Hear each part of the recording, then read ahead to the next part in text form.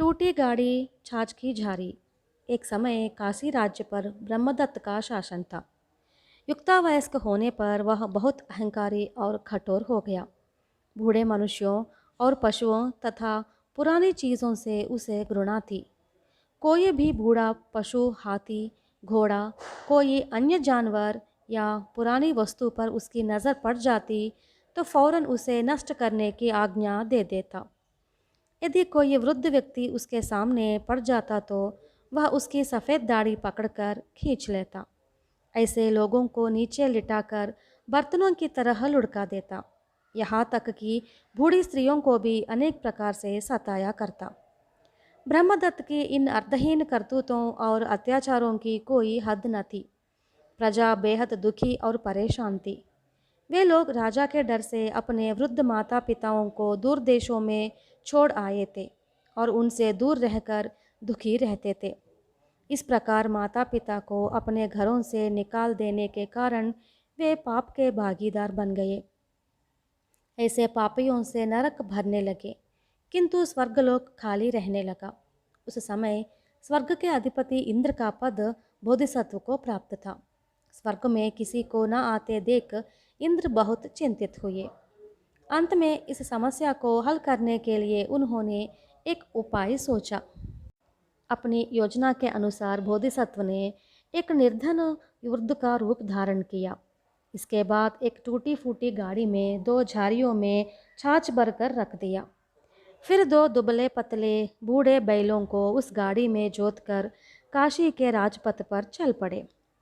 बोधिसत्व इस प्रकार आगे बढ़े चले जा रहे थे। तभी दूसरी ओर से अत्यंत वैभवपूर्ण और भव्य जुलूस के साथ हाथी पर सवार होकर राजा ब्रह्मदत्त सामने आते दिखाई पड़े। उस दिन राजा के लिए सारा नगर विशेष रूप से सजाया गया था। नगर की शोभा देखते ही बनती थी। लगता था स्वर्ग की अलकापुरी पृथ्वी पर उतर आई है। टूटी फूटी गाड़ी पर एक वृद्ध को अपने सामने आते देख राजा ब्रह्मदत्त क्रोध में गरजने लगे। अरे कमबख्त, हट जाओ मेरी नज़र से। अरे दुष्ट, तुमने मेरे सामने आने की कैसे हिम्मत की। राजा को इस प्रकार अकारण गालियों की तरह चिल्लाते देख राजा के अधिकारियों और मार्ग के दोनों ओर खड़े नागरिकों को बहुत आश्चर्य हुआ। वे मन ही मन सोच रहे थे, राजा इस प्रकार अकारण क्यों चिल्ला रहे हैं। बात यह थी कि वृत्त के रूप में बोधिसत्व केवल राजा को ही दिखाई दे रहे थे। वहाँ उपस्थित लोगों में से कोई भी अन्य व्यक्ति उन्हें नहीं देख पा रहा था। बोधिसत्व ने जानबूझकर यह माया फैलाई थी, इसलिए सभी लोग उस समय अपने राजा को पागल समझ रहे थे। जब राजा क्रोध से चिल्ला रहे थे, तभी बोधिसत्व ने उसके पास आकर छाछ की एक झाड़ी उसके सिर पर पटक दी। इससे राजा डर गया और अपने हाथी को हाँककर भागने लगा। उसी समय बोधिसत्व ने छाछ की दूसरी झड़ी भी उसके सिर पर दे मारी। छाछ से राजा का शरीर भीग गया। राजा क्रोध और भय से कांपने लगा। राजा अपने सामने देवताओं के अधिपति साक्षात इंद्र को वज्रायुध के साथ देखकर भयभीत हो गया और उनके चरणों में गिर गया।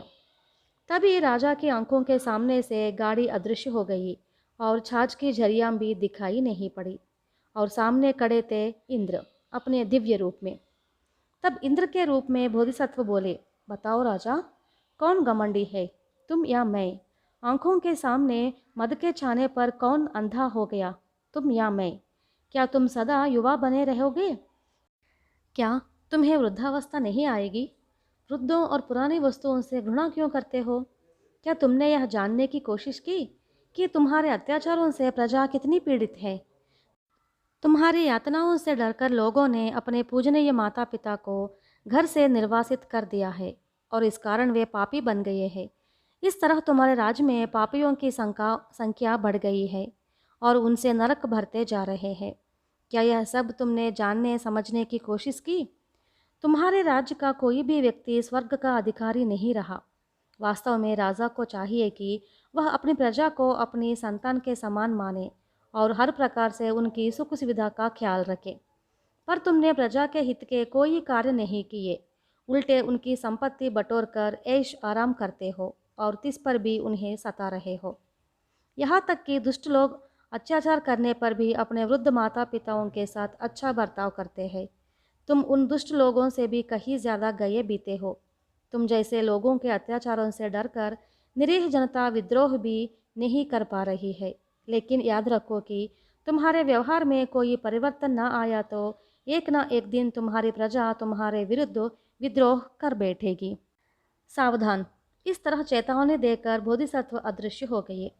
उस दिन से ब्रह्मदत्त के व्यवहार में अचानक परिवर्तन आ गया। वह वृद्धों का आदर करने लगा।